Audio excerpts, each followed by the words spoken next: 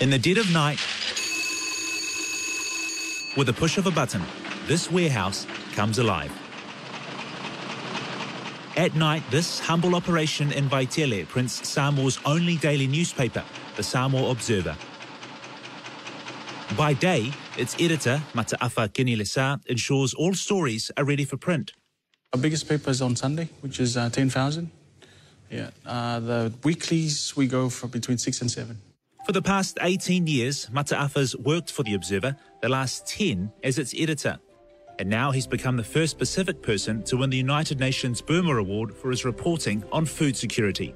For me, I'm just really, really proud that not only the Pacific region and Samoa have been able to win on the global stage, but also we represent those people, their stories, because they deserve to be told.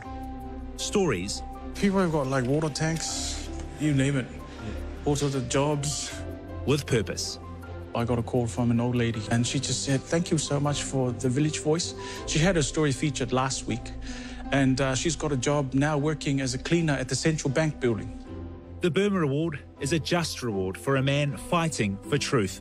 I had a couple of tears because I looked at the award and it's about recognition of the work that the Samoa Observer has done in terms of issues like poverty, in terms of bringing food security to the fore, and also in terms of the people's struggles. But it's another struggle the Observer is constantly fighting. It's very hard to be truthful in our society because, you know, a lot of us, we wear masks.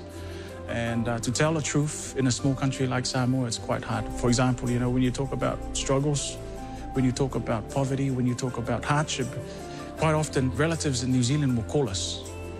Or Australian, they say, oh, but, you know, our families in Samoa have all the land, you know, our families in Samoa have all the food there. Yeah, they might have all the land, they might have all the food, but if you come to live in Samoa now, it's quite different. A lot of things depend on money and a lot of those people don't have money. But what many do have is access to social media, which has been both a blessing and a curse. Some of the challenges that's been happening lately have sort of made people wake up and realize that, oh, actually, social media is not really media. While it gets the information out there, you still need those traditional journalists like us to go back and try and verify those stories and some of those reports.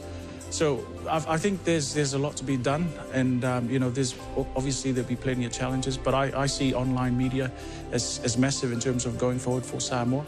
Keeping that balance between the old and the new is key to ensuring today's stories are heard tomorrow.